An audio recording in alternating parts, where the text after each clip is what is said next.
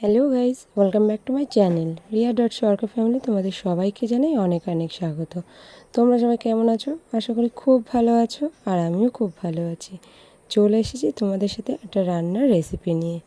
আজকে করব কাতলা মাছের ঝোল। বেগুন দিয়ে আলু দিয়ে কাতলা মাছের ঝোল করব, আর সেটাই তোমাদের সাথে শেয়ার করব। প্রথমে কিন্তু আমি দেখো প্যান বসিয়ে তেলটা দিয়ে দিয়েছি, আর এদিকে কিন্তু হলুদ আর লবণ মাখিয়ে আগের থেকে রেখে দিয়েছিলাম মাছটা। তারপরে কিন্তু তেলটা গরম হওয়ার পরে আমি কিন্তু মাছগুলো দিয়ে দিলাম ভাজার জন্য। আর এদিকে আমি কিন্তু আদা আর রসুন বেটে নিয়েছি। তারপরে কিন্তু আবার মাছগুলো এপিট ওপিট করে ভেজে নিচ্ছি।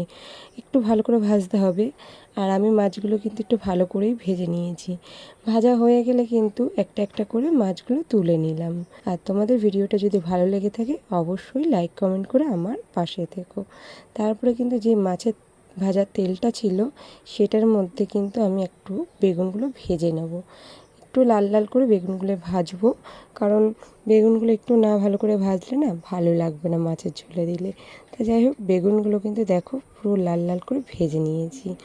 এবারে এর মধ্যে দিয়ে দেবো আমি আলুগুলোও সেম আমি একটু ভাজা করে নেব। আলুগুলো বেশি ভাজার প্রয়োজন নেই, একটু হালকা লাল লাল করে ভাজলেই হবে। কিছুক্ষণ পর কিন্তু আমার আলু ভাজাগুলো হয়ে গেল। এবার এই আলু ভাজাগুলো একটা একটা করে তুলে নেব সব। তারপরে কিন্তু আমি এখানে একটা স্টিলের কড়াই বসিয়ে দিলাম, কারণ ওতে তো তরকারি আর করা যাবে না। তাই স্টিলের কড়াইটা বসিয়ে দিলাম। দেওয়ার পর ওর মধ্যে কিন্তু তেল দিয়ে দিলাম, আর তেলটা গরম হয়ে গেলেই আমি গোটা গরম মশলা ফোড়ন দিয়েছিলাম। আর এদিকে দিয়েছি পেঁয়াজ কুচি।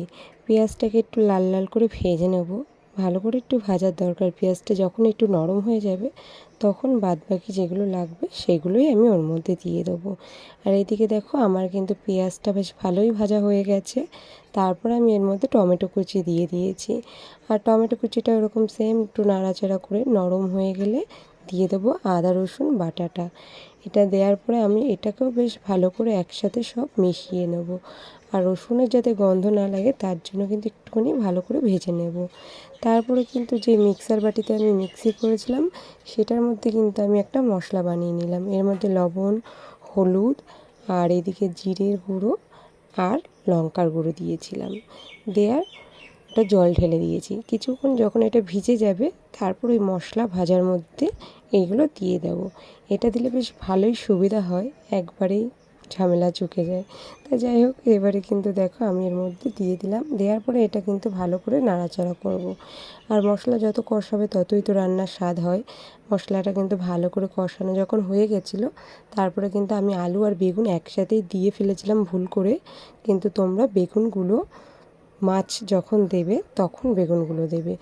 আমার একদম খেয়াল ছিল না যে ওই আলুর মধ্যে বেগুনগুলো ছিল, তাই আমি না বুঝতে পেরেই দিয়ে দিয়েছি। তা যাই হোক, আমার কোনো সমস্যা হয়নি। তোমরা কিন্তু বেগুন যদি খেতে চাও তাহলে বেগুনগুলো মাছের সাথেই দিও, আর নাইলে বেগুনগুলো পুরো ঘেটে যাবে। তা যাই হোক, বেগুন টেগুন দিয়ে সব কিছু ভালো করে কষিয়ে এর মধ্যে জল দিয়ে দিয়েছিলাম।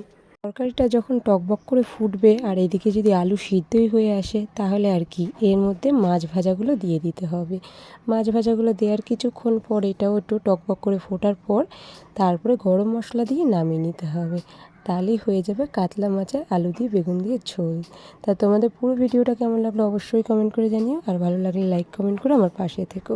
চলো নেক্সট কোনো ভিডিওতে আবার তোমাদের সাথে দেখা হবে। সবাই ভালো থেকো।